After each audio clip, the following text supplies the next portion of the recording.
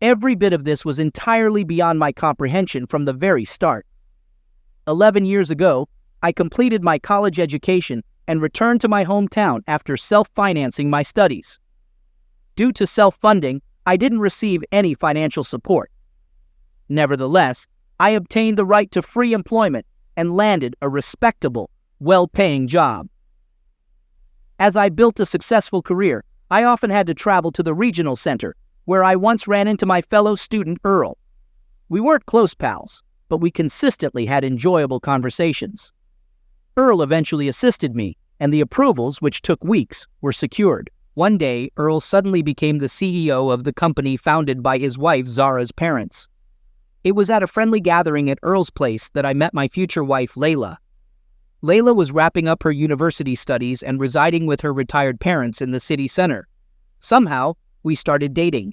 Our relationship heated up, and after 6 months, realizing Layla was pregnant, I proposed to her. She accepted on the condition that I move to the regional center. I agreed, and we had a wedding attended by Earl and his wife Zara. Layla's parents generously gifted us a 3-bedroom apartment inherited from her mother-in-law's sister, which was registered under Layla's name. We had a son, and soon after, Layla became pregnant again and gave birth to a daughter. I, based on Gerald's recommendation, secured a job with a highly reputable organization. There, I quickly established myself as a knowledgeable specialist. Unsurprisingly, the company led by Earl was given priority in selecting contractors for construction projects, especially when I represented the client. Work was thriving, and earnings were outstanding. 10 years passed, and our son was about to start 4th grade, while our daughter was entering the 2nd grade. 2 weeks ago, I sat in a hotel's conference room. The negotiations were intense and dragging on, so they called for a break. I went out with one of the representatives from the Capitol to the conference room's balcony and took a seat at a table. The representative, observing the hotel visitors in the lobby, remarked about how many years had passed, and how Earl was still in love with his wife and happily married, even though old habits die hard. Earl, who was over at the reception desk checking out, was with his girlfriend by the kiosk. I noticed Earl at the front desk with his wife Layla at the kiosk. Earl finished checking out, and they both walked to the elevator. At first, my immediate impulse was to locate them and confront Earl physically. However, I realized that such an action would lead to failed negotiations, a public brawl, and a possible divorce. I pondered the sound I heard in my ears. It had been years. I turned to the person I was conversing with. I inquired about how long the person had known him, and they responded that they had known him for a long time. They mentioned being a local resident and living in the area for years. Earl had met his current wife, Zara, after college. According to the person, Zara came from a well-off family, with her father being an entrepreneur who had founded several businesses with his wife. Earl had married Zara and had quickly assumed the role of CEO in one of the companies. However, the person mentioned avoiding any business dealings with Earl due to his unreliability and lack of trustworthiness.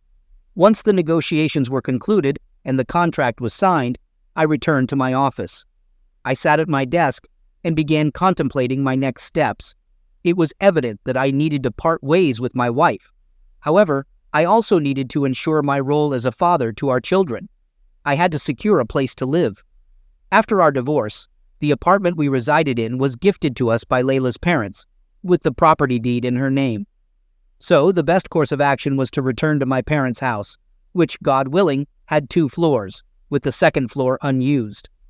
Layla had never visited my hometown, expressing reservations about what she would do there. The departure was a decision I had to arrange, ensuring I didn't break my promise to take the children to the seaside this year and avoiding deceiving them. With a plan in mind, I began to put it into action. I was well aware of Earl and his wife's routines. I knew that Zara typically went to a cafe located away from their workplaces for lunch, believing that the food there was superior. She had invited me and Layla to dine there multiple times. Now I understood why Layla never visited that cafe and why Earl never frequented it either. The following day, I entered the cafe and spotted Zara. I sat down at her table. She greeted me, and I inquired if she was trying out the local cuisine. She replied that she didn't just decide to try the local food, and I asked about Earl. She confirmed that it was indeed about Earl and Layla. I shared that I had suspected him for a long time, but I couldn't prove it, as he was always home on time. Zara inquired about where I had caught them, and I explained that it was at a hotel downtown, where he had a friend working as a director. Zara asked how long they had been dating, and I informed her that they started dating before I met Layla. She expressed her dismay, mentioning how Earl had introduced Layla to her as a friend of mine. I mentioned that I took a DNA test to be sure about the kids, and Zara shared that Earl was unable to have children due to treatment that had not produced any results. She expressed her desire to have kids. We discussed our plans, and I mentioned that I intended to divorce Layla and change my last name. Zara planned to divorce Earl but wanted concrete evidence. We discussed the idea of setting up webcams to catch them in the act, and I agreed to keep in touch about the plan. I explained that I needed to return home since Layla owned the apartment, and Zara offered to talk to her father about helping me find a place to live. We agreed to set a date for further discussion. In the following days, I prepared for my upcoming separation from my wife. I informed the school about our plans to move and transfer the kids to a new school in a different city. I had to obtain confirmation of the kids' enrollment in the new school during working hours, and the necessary documents were provided. Zara called and asked for passports to obtain visas for a trip to Italy, the city of Pizarro. The visas were quickly obtained. Soon, she told me that she had spoken to her father about Jason and his job at the new branch. Her father conducted a background check and approved it, asking her to come in for an interview. After the conversation with Zara's father, where they arranged his position and salary, I spoke to my boss about the situation. My boss, who had been divorced twice before, asked how he could help. I explained that I needed a quiet vacation and to be let go from my job. I inquired if there was a way to work it out. My boss considered it and eventually agreed. The preparations for the separation were finalized. I told Layla about my upcoming business trip, which would only last 3 or 4 days. On the same day, Layla informed her husband, Earl, about my departure, and he was happy about it. He mentioned that his wife was spending 2 weeks at a sanatorium. She asked about my plans for the kids, and I explained that I would take them to my parents' place, since it was vacation time and they couldn't stay at home.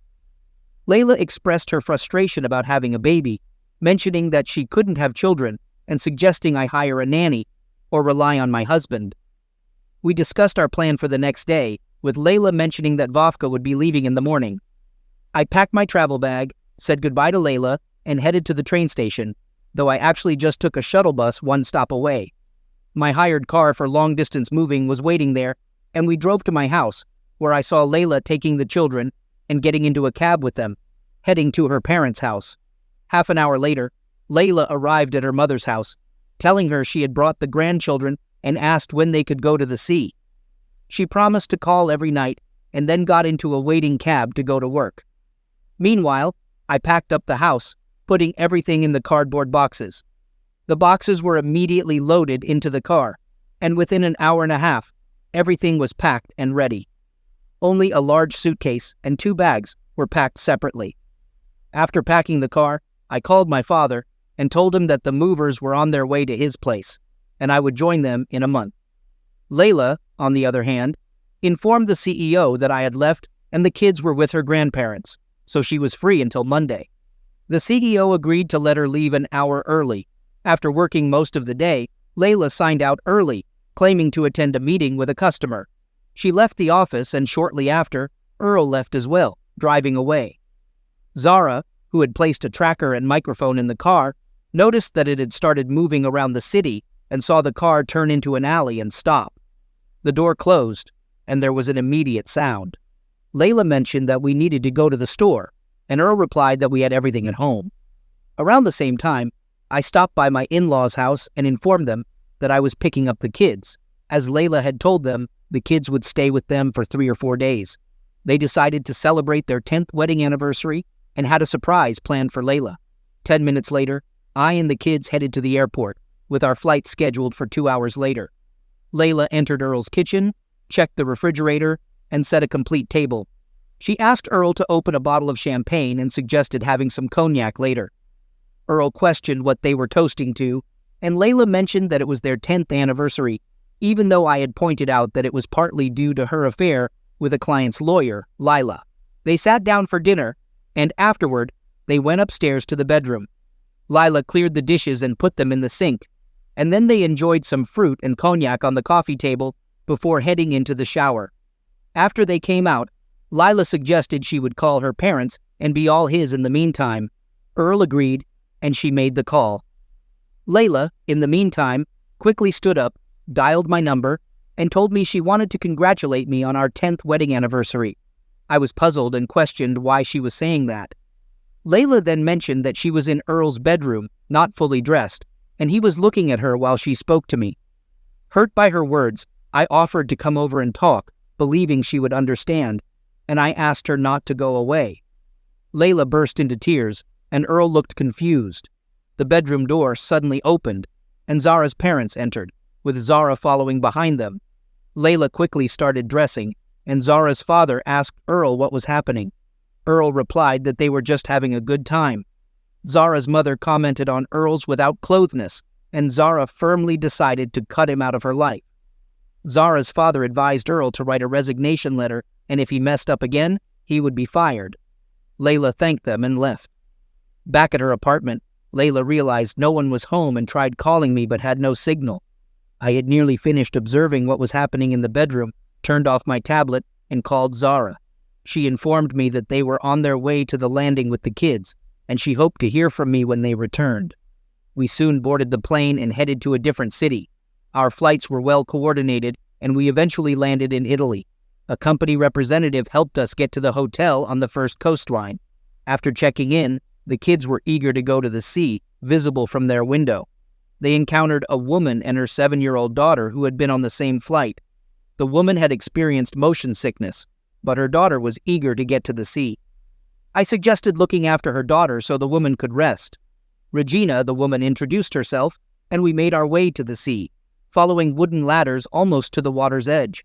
There, small fish swam in the shallow water, and I even managed to catch a small crab.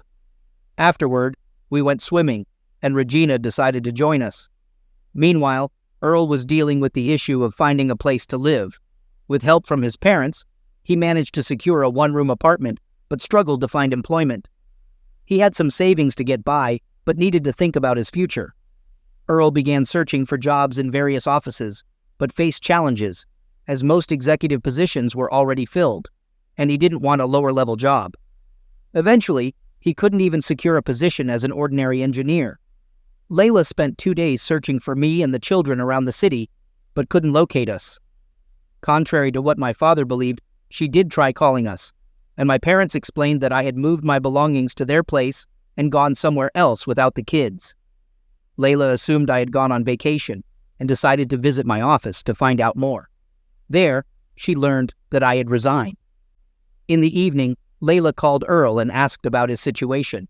Earl explained the meager conditions of his one-bedroom apartment and the job struggles he was facing.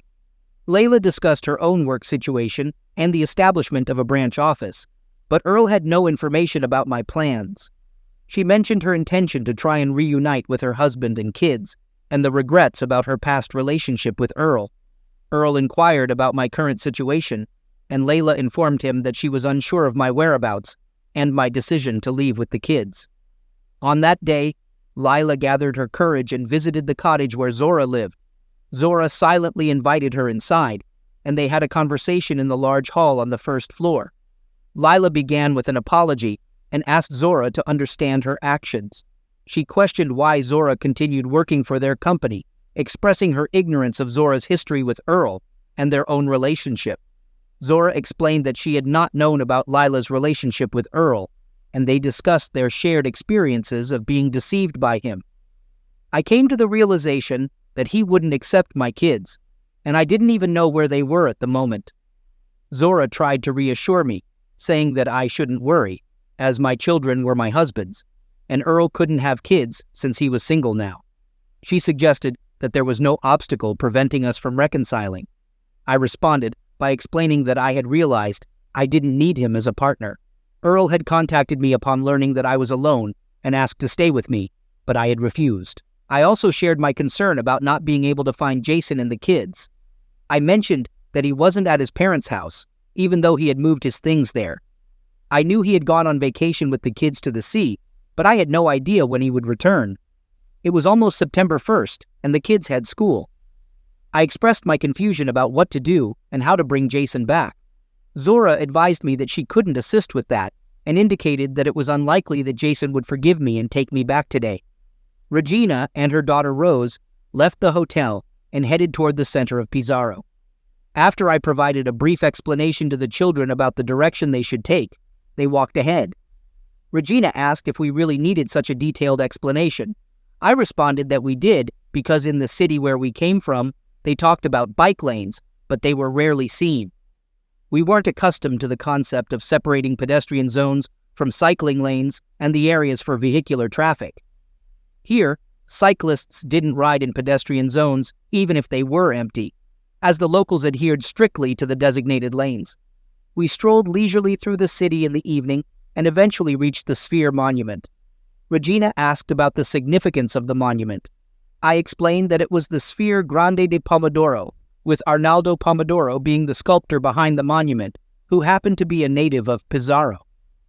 I also shared some of the city's attractions, such as its beautiful sandy beaches, pristine sea, and a stunning promenade with a long pier extending into the sea, perfect for a relaxing stroll and enjoying the waters.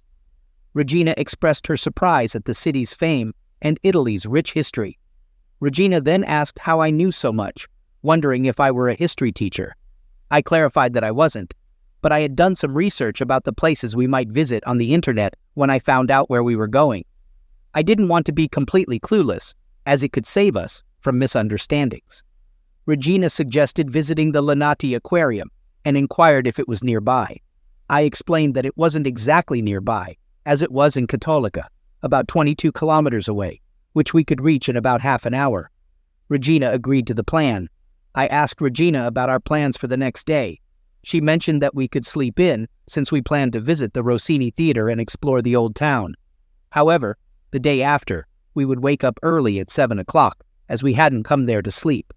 I proposed grabbing breakfast on the go and assured Regina that I had the theater and old town route covered. Regina then asked where we should go next, and I suggested heading to a nearby restaurant. Regina hesitated slightly, noting that we had just had dinner. I reassured her that we would only have a little something to eat, and we headed to an open-air restaurant where the waiter handed us menus. We quickly placed our orders, with me being mindful of the children. As we enjoyed our meal, I asked Regina about her ability to travel with her young daughter despite her husband. Regina explained that she was not married and described her past relationship.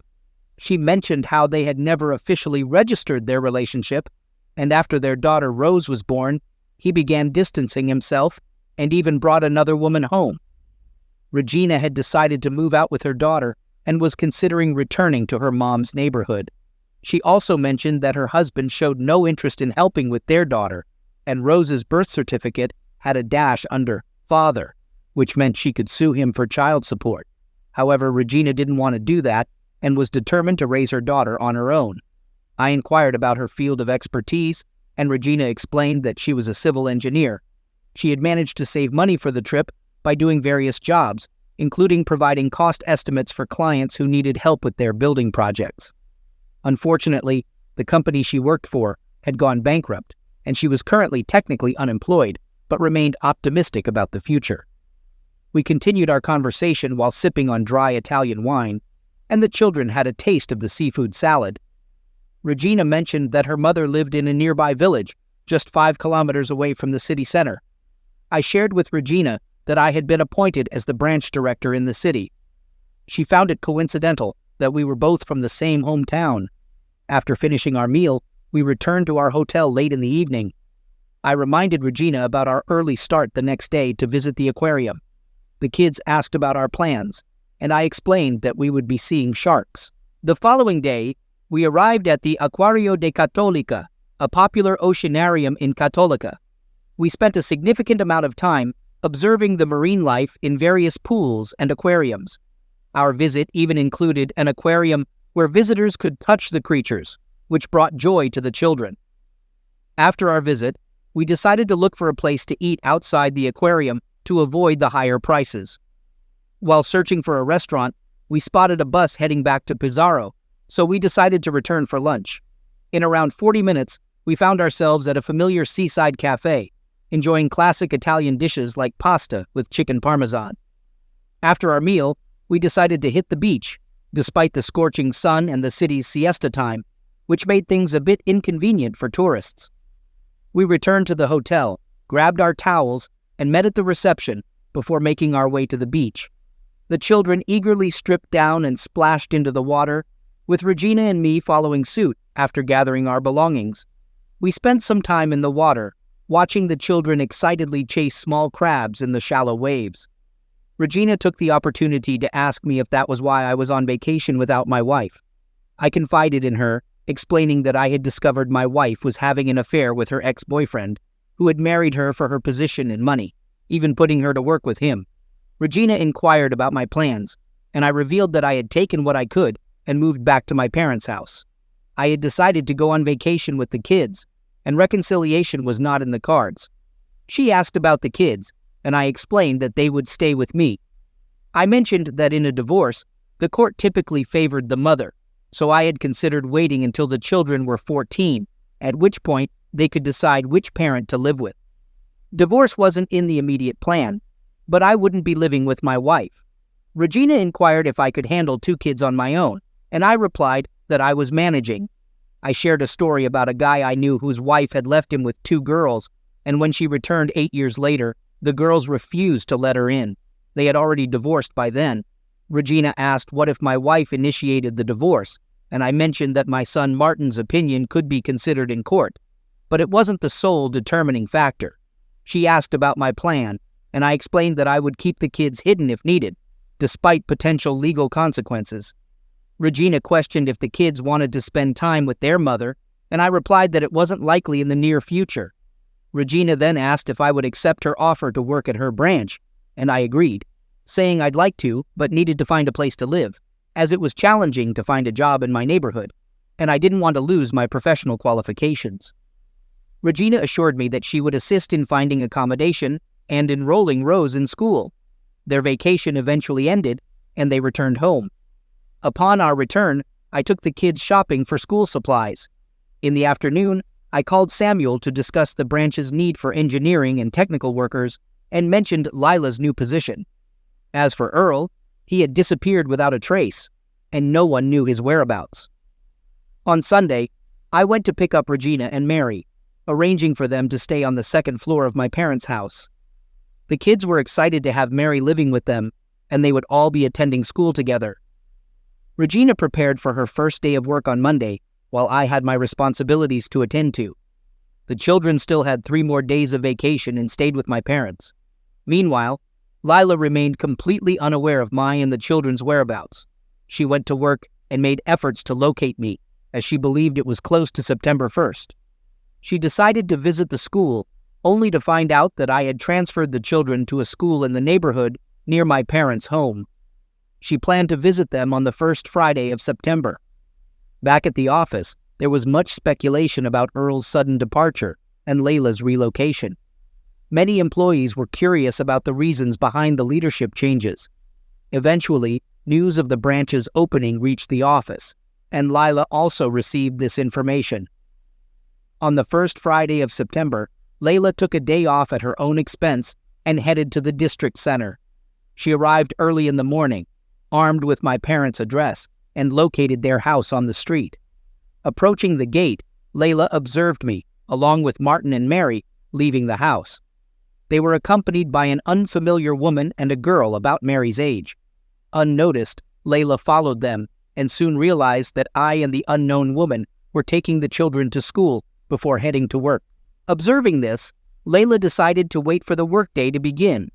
Once it did, she approached the reception area where a young secretary was sorting through papers.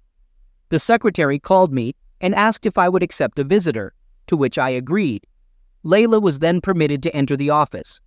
Inside, she found me sitting at a desk covered with papers. I greeted her, and she returned the greeting. I gestured for her to sit and commented on her nice office.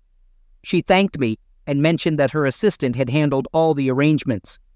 Getting to the point, Layla said she was there to discuss our next steps, understanding that keeping our family together was unlikely, but emphasizing the need to work things out for the sake of our children. I agreed, expressing my desire to maintain custody of the kids while also wanting to be involved in their lives and see them. Layla conveyed her concern about not losing touch with the children, seeking assurance from me. I assured her that the kids were at school, and I had plans to spend time with them, including going mushroom hunting in the woods the next day. Layla commented on Regina being my new partner, which I confirmed. She inquired if she could meet the kids, and I agreed, explaining that the children and I had planned various activities in the coming months. I requested that she give me advance notice, as our schedules were already filled. Layla mentioned that I had always enjoyed surprising people, prompting me to share that we had vacationed on the Adriatic Sea in Italy. She asked about Earl and my new phone number, to which I revealed that I hadn't changed my number. I had just turned it back on. After our conversation, Layla left the office, as per my suggestion, and went to a cafe. I then called Regina to inform her about my meeting with Layla and her request to see the children. Regina expressed her opinion that preventing a mother from seeing her children might not be wise. Regina and I discussed the situation. I explained that I didn't expect Layla to show up and was uncertain about making a decision on my own. Regina firmly expressed her decision not to interfere, emphasizing that it was a choice I had to make independently. I mentioned that I had already made up my mind a long time ago when I discovered Layla's infidelity. I stated that nothing would change that decision, as the deception had persisted for too long. Regina inquired about the time it would take to heal, and I shared that it varied from person to person, typically 3 months to a year for men and a month or two for women. During this period, some might want to return to a relationship, driven by a yearning for lost love, while others would seek a fresh start if there was no love left. Later, I decided to meet Layla at a cafe as planned. I arrived early and found Layla in a conversation with Regina, who appeared tearful. Layla assured me that I wasn't interrupting, and they had discussed arrangements for picking up the kids from school, feeding them, and taking them to the park. I asked what had transpired during their conversation. Layla explained that they talked about how Layla and I had met, and how her daughter had liked me. Regina had described me as reliable and safe, and had convinced Layla not to confront me about the children. I asked Layla if she agreed with Regina's perspective, and she nodded in agreement, acknowledging that she had grown distant from her children over the years. She expressed her remorse and explained that she had been influenced by Earl, leaving most of the childcare responsibilities to me. Layla realized she couldn't handle the kids without my help, but she understood that I wouldn't forgive her for her deceit. She also mentioned that Regina seemed to understand her better than she understood herself, and that Mary was getting along well with Regina's daughter. I asked if they were planning to eat, and Layla informed me that they were heading to the park to wait for the kids. She assured me that the children would find them there, as they often walked to the park and fed the swans. We left the cafe and went to the park, where I directed them to a bench by the water, explaining that we often walked there and fed the swans. Layla asked if the swans had flown away yet, and I told her they hadn't, but they would soon, having sent their young ones on their way. Layla then questioned why I had married her. I honestly admitted that she was not the man of my dreams, and explained that I had married her because Earl had insisted on it. I revealed that Earl's motivation was to use our marriage as a cover for his own marital issues with his wife, Zara. Layla inquired about how Earl had taken the situation, and I explained that he had been jealous but unable to take any action. Additionally, when I became pregnant, he believed the child was his, as Layla had been away for a while. It was only a year and a half later, during one of my business trips, that Layla became pregnant with Mary. I inquired whether he still believed the children were his. Layla shared that Zara had informed her that he wasn't capable of having children. She mentioned that Zara had told her the same thing when they met while she was searching for me. I questioned her about whether she believed Zara's claims. Layla responded by saying that anything was possible in life, and Zara might not be able to have her own children. She suggested I consider getting a DNA paternity test. I asked if she had taken the test herself. Layla admitted that she had, and I pressed further, asking about the results, and who the father was. She confessed that she didn't know the results because she hadn't looked at them. Layla explained that she didn't care about the test results, as the children were hers, even though she had given birth to them but hadn't raised them. She had no intention of giving them up to anyone. When she asked if I was interested, I replied firmly that I was not. Eventually, Regina and I divorced Layla, and she relinquished the responsibility of raising the children to me. In court, there was no contest regarding this arrangement. 6 months later, Regina and I got married, and I adopted Rose.